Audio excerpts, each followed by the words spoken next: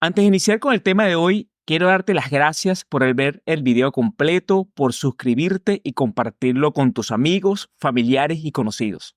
Queremos abarcar la mayor cantidad de público y poder compartir experiencias e información útil para estudiantes, profesionales y empresarios. Si tienes algún tema que quieras que consideremos en el futuro, escríbelo en los comentarios. Estamos seguros que conseguiremos una persona para incluirlo en el futuro. Espero disfrutes de este episodio. Bienvenidos. Bienvenidos a nuestro tercer podcast de Con las Cuentas Claras. El día de hoy vamos a tener un invitado muy interesante. Va a estar acompañándonos el abogado Josué Quijada. Tiene ya muchos años ya con nosotros en la firma, trabajando en áreas de distinta índole, ¿no? Mercantil principalmente, en el área tributaria, en el área laboral. Y bueno, pues nada, hoy queríamos incluir dentro de nuestro podcast un tema que es sumamente importante, más que todo para la cultura latinoamericana, porque para nadie es un secreto que en Latinoamérica los niveles de informalidad, de desempleo y los niveles de empleo informal son significativos. Latinoamérica pues se ha caracterizado prácticamente todos los países por tener mucha informalidad de esa población económicamente activa. Entonces, eso indudablemente es un gran problema para los gobiernos y es un gran problema, por supuesto, para los trabajadores. Entonces, indudablemente, el hecho de promocionar la generación de empleo de calidad pasa por la formalidad. Es muy complicado tener empleos de calidad en un contexto donde principalmente la población económicamente activa está dentro de la informalidad. Sin embargo, dentro de la formalidad hemos visto cómo lamentablemente se ha flexibilizado esa relación entre el patrono y el trabajador, y uno de los elementos que queríamos abordar o queremos abordar en este podcast es fundamentalmente ese primer bastión de la formalidad dentro de esta relación patrono-trabajador, que es el contrato de trabajo, como ese documento que le da, valga tanta redundancia en el tema, le da formalidad a esta relación que es desigual por naturaleza, porque tenemos este trabajador que fundamentalmente se apoya en una normativa legal, pero tenemos también un patrono que se supone que es el que está en la posibilidad económica de generar empleos, de generar condiciones de trabajo que sean de calidad para esas personas, ¿no? Entonces, es por ello que hoy hemos invitado a Josué, abogado de mucha experiencia, egresado a la Universidad Católica Andrés Bello, muchos años litigando, muchos años trabajando en el tema laboral. Y pues nada, Josué, bienvenido hoy al podcast. Bueno, muy agradecido por esa descripción de mi persona. Bueno, intentaré en la medida de lo posible poder abordar el tema de una forma que sea entendible, pero al mismo tiempo con la responsabilidad que conlleva dar una información como la que se está dando por este medio, porque esto lo va a ver gente, pues, y esto se supone que existe una responsabilidad. No solo es algo que se agradece el ser invitado, sino que también genera en mí pues el deber de dar una información lo más certera o más integral posible, mejor dicho, sí. Genial, gracias, Josué. La primera pregunta que quisiera que desarrollaras es esa definición de contrato de trabajo de acuerdo a la normativa local. ¿Cómo podemos definir de manera muy sencilla en qué consiste un contrato de trabajo? Bueno, el contrato de trabajo es, de acuerdo a la Ley Orgánica del Trabajo, nuestra ley vigente, la Ley Sustantiva Laboral, El contrato de trabajo es aquel en el cual se establecen las condiciones de trabajo, que regulan las condiciones de trabajo. A ver, un contrato objetiviza la relación laboral, la obligación laboral, donde hay dos partes, ¿ok? Un empleador y un empleado. Entonces, cada uno de ellos tiene una serie de responsabilidades. Entonces, decimos, según la teoría civil, y hay que recordar que el contrato de trabajo, si bien se enmarca dentro de una categoría específica del derecho, que es el derecho del trabajo, su naturaleza es netamente civil, ¿ok? Su origen. Entonces, hablamos de un contrato sinalagmático perfecto. ¿Por qué? Porque ambas partes están claras y conocen que tienen responsabilidades. Y es un contrato de tracto sucesivo, es decir, que es un contrato que va a ser objeto de múltiples ejecuciones en el tiempo. ¿Okay? No es lo mismo que, por ejemplo, un contrato de compraventa, donde yo vendo algo, recibo un dinero, se ejecutó el contrato, se termina. Aquí no, aquí hay un tiempo estipulado para la relación de trabajo. Claro, ya ahondaremos mejor en el tema de los tipos de contrato, que hay ciertas cosas importantes que hay que destacar, pero en línea general se establece un tiempo y en ese tiempo será objeto de múltiples ejecuciones.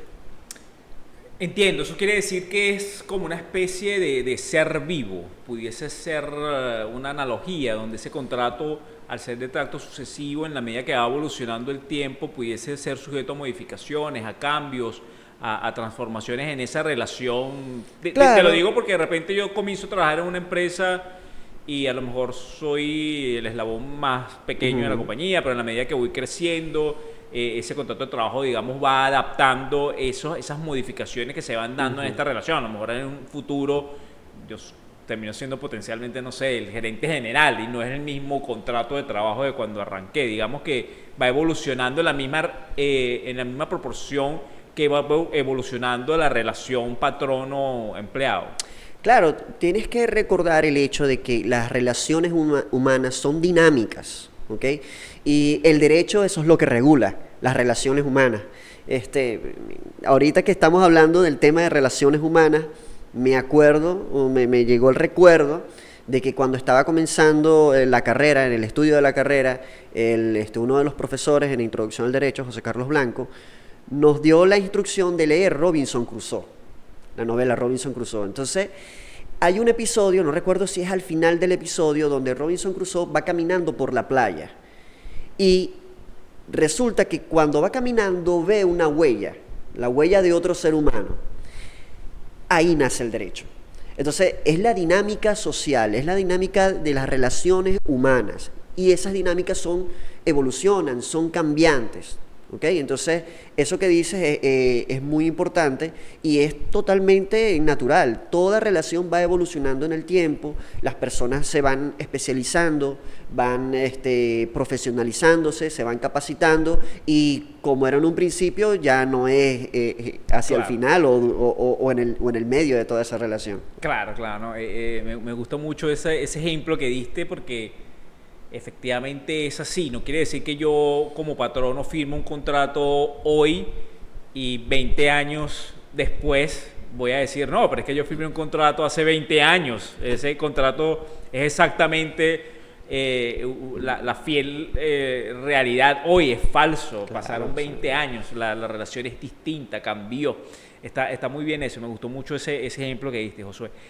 En cuanto a eso, te pregunto, Josué, siendo así, este tema del contrato de trabajo es algo que pudiese considerarse obligatorio o esto es algo que queda al libre albedrío de las partes. ¿Cómo ves este tema? ¿Es obligatorio o no es obligatorio?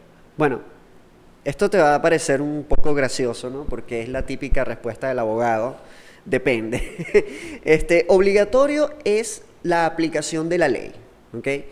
Tú tienes que entender que en materia de derecho del trabajo, ¿verdad?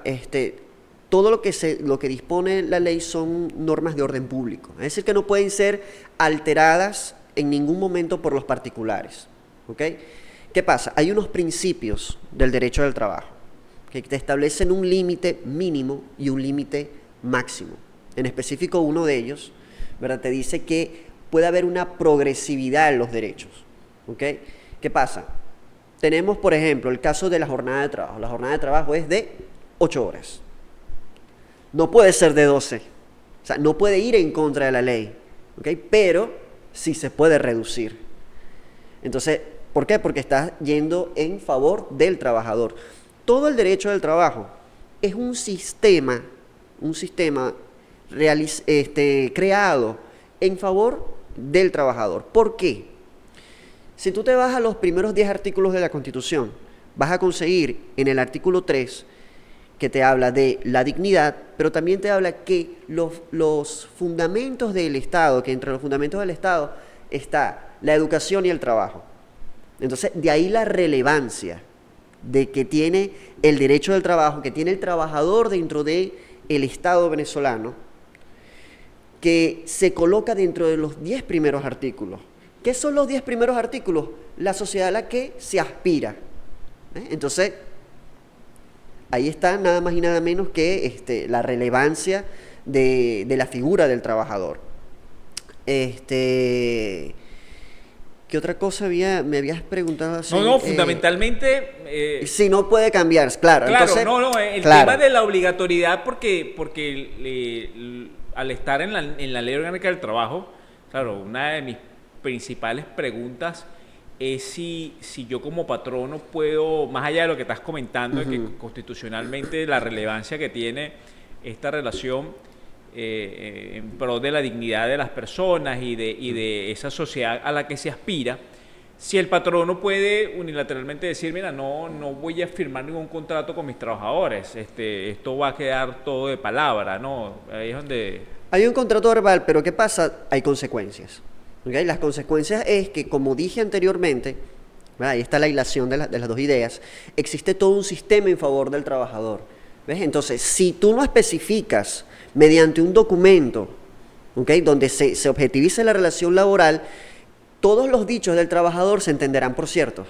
O sea, que el más beneficiado de un contrato de trabajo paradójicamente pudiese ser entonces el patrono. Por supuesto. Es el que más se beneficia Exacto. de dejar en blanco y negro la relación que va a tener con sus trabajadores. Claro. ¿Sí? Eso pudiese ser preliminarmente una conclusión válida. Sí. Claro, incluso la ley, como te dije, te establece las condiciones, lo mínimo que debe contener el contrato de trabajo, que es la identificación de las partes, qué tipo de trabajo va a desarrollar el empleado, su jornada laboral, su salario y los demás beneficios derivados de toda la relación de trabajo. Claro. Entonces, todo aquello, o sea, eso es lo mínimo que puede establecer. Se puede establecer más, siempre y cuando vaya en favor del trabajador. Y es muy importante que haya una descripción muy clara de a qué tipo de contrato nos referimos y cuáles son las atribuciones o cuáles son los deberes que tiene el trabajador que cumplir. Esa parte es muy importante, es muy importante. En función a eso, ¿no? Ya partiendo de la premisa de que la norma establece el contrato de trabajo como un instrumento de regulación allí entre las partes, partiendo de la premisa de que el patrono se beneficia altamente de un contrato de trabajo, siendo así, ¿cuáles son los tipos de contratos que principalmente podemos conseguir en el mundo laboral aquí en Venezuela? Bueno, fíjate que en nuestro ordenamiento jurídico se contempla el contrato a tiempo indeterminado, el contrato por obra determinada y el contrato a tiempo determinado y el contrato que es para trabajadores que van a prestar servicios en el extranjero. ¿Okay? Este último ya es muy particular, ¿no? Pero hablándote, por ejemplo, del el primordial, ¿verdad? Y yo sé que va a sonar un poco extraño porque el contrato indeterminado es la ley. ¿Me explico? O sea, es el deber ser. El contrato indeterminado, que es el que busca una relación en el tiempo no exactamente definida, ¿verdad?, entre el trabajador y el patrón. ¿Okay? Porque, bueno, siempre caemos en el punto de la Constitución, la base constitucional. El Estado está en obligación de garantizar el trabajo, que es un derecho, pero también es un deber. O sea, hay algunos que piensan que el trabajo es un derecho nada más. Todos en la sociedad venezolana, de acuerdo a la Constitución, tenemos el derecho y el deber de trabajar. Es que, bueno, Entonces, yo cuando tú hablas de la parte del deber, automáticamente se me viene el hecho de que al todos estar en la obligación de coadyuvar con la carga pública, pues debemos trabajar para poder coadyuvar con la carga exacto, pública ya de una exacto. perspectiva tributaria. Entonces, Claro, tengo que trabajar porque tengo que generar rentas y esas rentas tengo que pagar tributos y esos tributos sirven para coadyuvar a la carga del Estado desde la perspectiva de la actividad financiera del sector sí. público como elemento generador de ingresos para poder satisfacer necesidades públicas. Entonces, sí veo ese elemento Claro, o de sea, derecho y deber, ¿no? claro, y todo se concatena, ¿ok? Entonces estamos hablando del contrato social en total, ¿no? Hago la salvedad en que no estoy hablando en este momento del contrato de trabajo, el contrato social del libro de Juan Jacobo Rousseau, ¿ok? Sí. Entonces, volviendo al punto del contrato de trabajo, entonces, tenemos el contrato a tiempo indeterminado, que es el marco, que es lo que se espera, que es el deber ser, ¿ok? Luego viene el contrato a tiempo. Detente un momentico allí para el indeterminado. Indeterminado, fundamentalmente, cuando se suscribe el contrato entre las partes, tiene un inicio, que es el momento que estamos firmando, pero no tiene un fin. El fin, Claro, porque es que eh, se parte del principio de que la persona necesita su trabajo claro. Y siempre, tú pues necesitas a la claro, tú persona. necesitas a la persona. Claro. Entonces, la naturaleza, ¿ve? La naturaleza del trabajo que se va a realizar es la que te va a permitir decir si te encuentras dentro de un contrato a tiempo determinado o un contrato a tiempo indeterminado. ¿Ok? Voy con el contrato a tiempo determinado, que bueno, como su nombre lo dice, tiene un principio y tiene un fin. Pero como no es lo que el legislador aspira, ¿verdad? Es más restrictivo y tiene que estar muy bien definido y muy bien redactado, ¿ok? Para que, porque de lo contrario caerías dentro del contrato a tiempo indeterminado, que es lo que se busca. ¿Me explico? ¿Qué pasa? En el contrato a tiempo determinado, la naturaleza de la labor que se va a prestar tiene mucho que ver. ¿Qué pasa? Vamos a hacer un ejemplo. Un centro comercial. En un centro comercial están distintas personas que trabajan, por ejemplo, en el área de vigilancia, en el área de limpieza. El centro comercial siempre debe estar limpio. Tú no puedes decir, no, yo tengo una persona que yo contrato de aquí a acá. No, porque siempre tiene que estar limpio. Entonces, eso es una relación a tiempo indeterminado. No puedes contratar a una persona, ¿verdad? Salvo condiciones muy especiales, a tiempo determinado para la limpieza de un lugar como ese, que siempre debe estar limpio. Las condiciones te lo dicen, es O la sea, que no está naturaleza. anclado a la persona, sino a la labor. Exacto. ¿Qué pasa?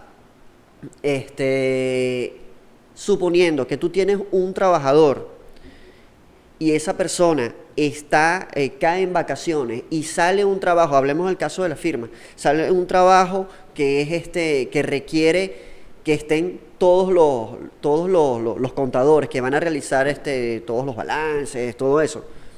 Necesitas contratar a alguien por ese periodo de tiempo. ¿Me entiendes? Entonces, ahí cabe la posibilidad perfectamente de un contrato a tiempo determinado. ¿Por qué? Porque esa persona está haciendo la suplencia de otra persona que no está. Claro. Y tú, por una necesidad, te estás viendo obligado a traer a alguien porque necesitas realizar el trabajo en un estimado de tiempo que te está dando tu cliente. Esto que se escucha mucho, Josué, cuando alguien dice, un patrono dice, voy a hacerte firmar un contrato a tiempo determinado para ver cómo nos va en la relación laboral. ¿Eso cómo lo ves? ¿Eso es legal? ¿Eso es viable? ¿Eso en la práctica, no solamente en la práctica, en la ley, cómo es visto eso? Me quiero tomar menos de un minuto en hablarte de García Gómez y Asociados. Somos una consultora empresarial dedicada a servicios de consultoría, finanzas, tributos, contabilidad y legal. Estamos ubicados en Venezuela y Perú. Durante más de una década hemos prestado servicios a empresas nacionales y extranjeras, grandes y pequeñas. Los resultados siempre han sido geniales. Tenemos un equipo comprometido a lograrlo. Estamos seguros que podemos ayudar. Contáctanos.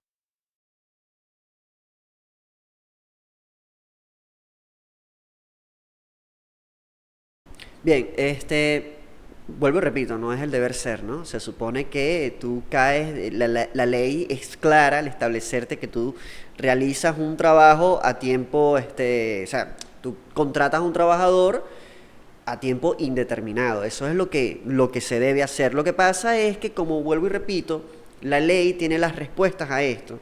Y entonces, ¿qué pasa? En esa dinámica de, bueno, te voy a hacer un contrato, ahora te voy a hacer otro, el contrato a tiempo determinado puede ser prorrogado una sola vez. Ok. Si no caes dentro del contrato a tiempo indeterminado. Automáticamente. Y automáticamente. O yo te hago un contrato a tiempo determinado, no hago prórroga, pero tú sigues trabajando, entonces caes en el contrato a tiempo indeterminado. Esa es la idea. La idea es, Claro. en la forma en que se redacta la ley, es que siempre caigas en eso. Esa ¿Entiendes? parte me interesa hacerle énfasis. Si yo firmo un contrato a tiempo determinado, una vez que el contrato se venza y tú sigues asistiendo a tu labor, y yo no te he dicho a ti que se acabó la labor, ¿sabes? Ni la vas a prorrogar, ya tampoco. ni lo hablamos ni nada, ya tú quedaste, digamos, desde el punto de vista formal, como un contrato a tiempo indeterminado. Sí, sí. Automáticamente, sin necesidad de que lo hablemos. El hecho de que yo no te diga a ti vete y tú no me digas me quiero ir, ya no hace falta Claro, más nada. o sea, y es que no tampoco hubo una finalización formal de la relación de trabajo, Claro. entonces se entiende que ahí pues continúa y Claro. continúa ad infinito. Al infinito. Entonces, hay dos hitos, ¿no? Está el hito primero de que no me puedes hacer firmar un contrato para probarme. Eso es lo primero. Sí, eso no. No es lo lógico. No es Y lo lo lógico. segundo es que si firmamos un contrato a tiempo determinado, porque sí se dan las condiciones, la labor, todo el asunto sí se da, nada más podemos firmar dos contratos a tiempo determinado. Ya un tercero sería a tiempo A indeterminado. tiempo indeterminado. Y el tercer hito es que si formamos un contrato a tiempo determinado y el contrato se vence y ninguna de las partes hizo nada y seguimos trabajando y todo, automáticamente se entiende que quedó a tiempo, A tiempo indeterminado. indeterminado. Está Claro, razonablemente Por claro. supuesto, como en todo, cuando se somete a una autoridad administrativa o jurisdiccional, hay interpretaciones, hay muchos elementos que también juegan a favor o en contra en el momento de que alguien vaya a dictaminar o vaya a dar una sentencia o un acto administrativo que te determine una situación X, ¿no? Es muy importante, pero la ley está redactada de una forma en que siempre caigas dentro del contrato a tiempo indeterminado. Y es que, acuérdate, vamos a suponer que un patrón quiere ser muy astuto, ¿verdad? Vamos a decirlo así, no lo vamos a decir en criollo, quiere ser muy astuto y te dice, yo te voy a probar con un contrato a tiempo determinado, pero es que hay condiciones específicas para el contrato a tiempo determinado, entonces imagínate, siempre en una de esas cae. ¿Me Claro, entiendes? tienes que hilvanar fino allí. Sí, o sea, es una cosa que, bueno, y aparte que es lo justo, pues que sea un Sí, contrato a sí. tiempo determinado. Bueno, es que también estamos hablando o queremos hablar, hacer énfasis en eso, en lo que es justo en aras de que podamos volver a la senda de tener trabajo de calidad que implican esa certeza, esa certidumbre jurídica entre las partes. Eso es lo Claro. lo que motiva un poco conversar sobre este tema. Sí. Muy bien, Josué.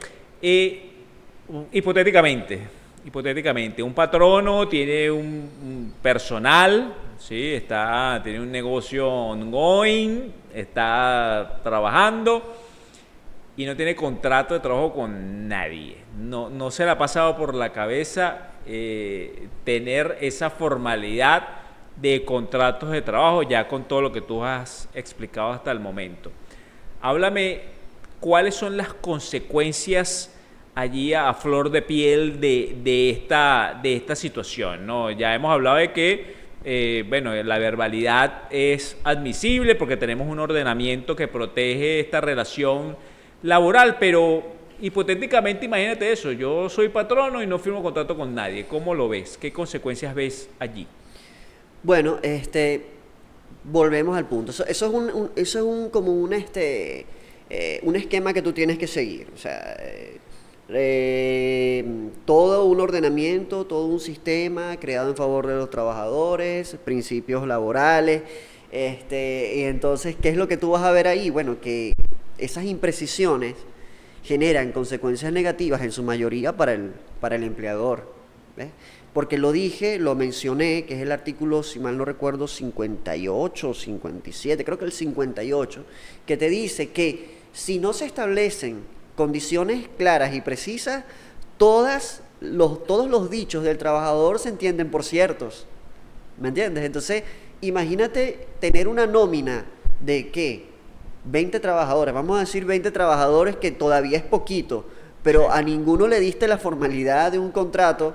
El que está en problemas a nivel de algún tipo de controversia que se pueda suscitar eres tú, porque lo que sea que digan ellos, los trabajadores, se va a tomar por cierto, porque la ley protege al trabajador.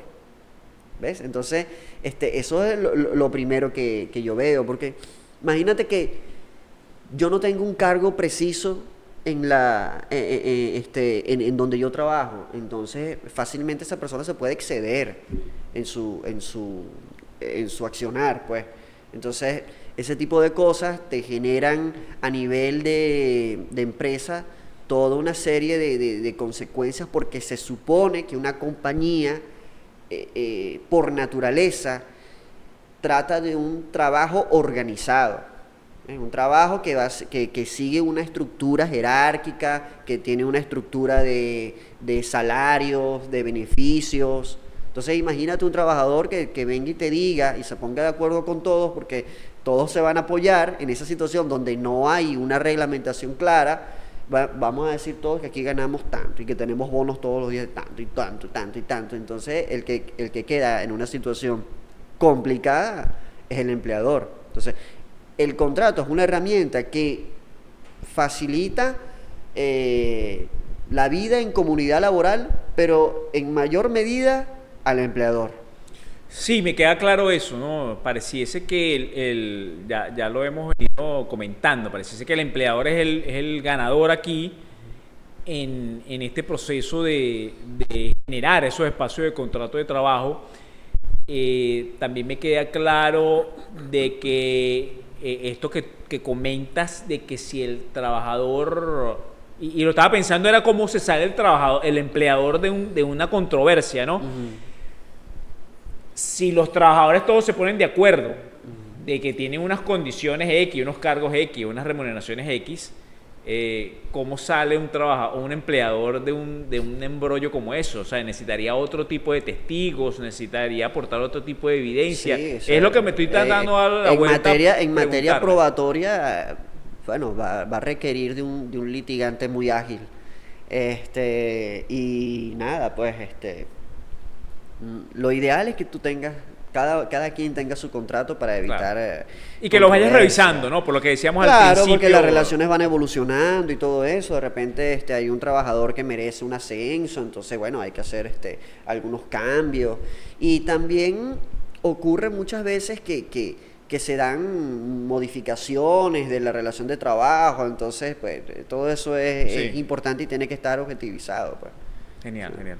Bueno, Josué, la verdad es que estoy muy agradecido contigo por la explicación que nos diste el día de hoy con este tema de los contratos de trabajo, que sigue siendo para mí un tema, punto de honor allí importante.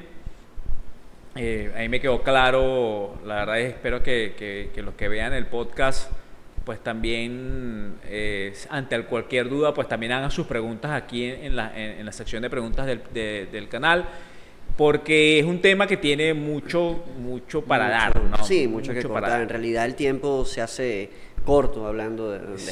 Sí. Bueno, José, me gustaría que dieras algunas recomendaciones finales de este punto, sobre todo dirigido a ambas partes, ¿no? A empresarios y a trabajadores en torno a este tema, ¿no? Me gustaría que...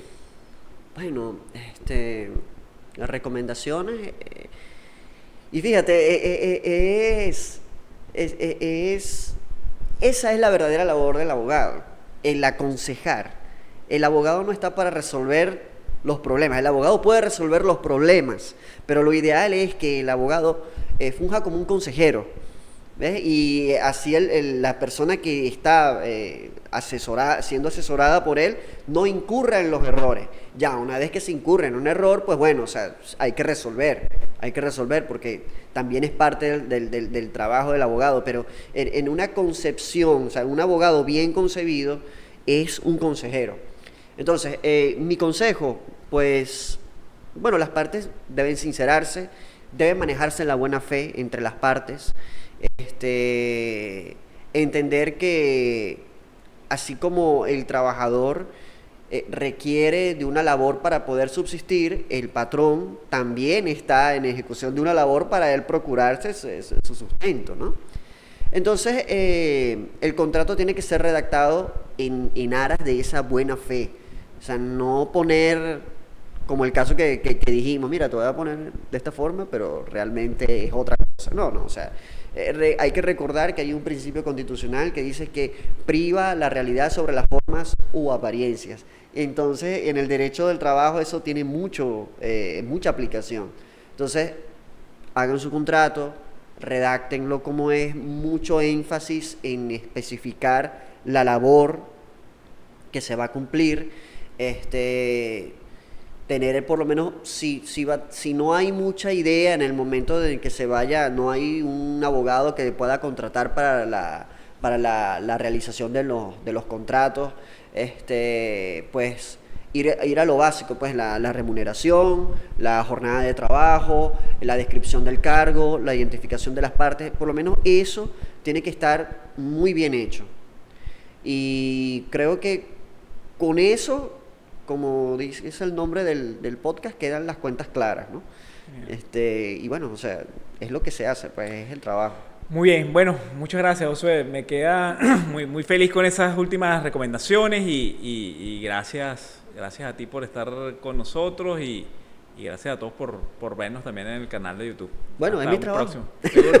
Es mi trabajo. Seguro. El trabajo de todos. Gracias. Saludos a todos.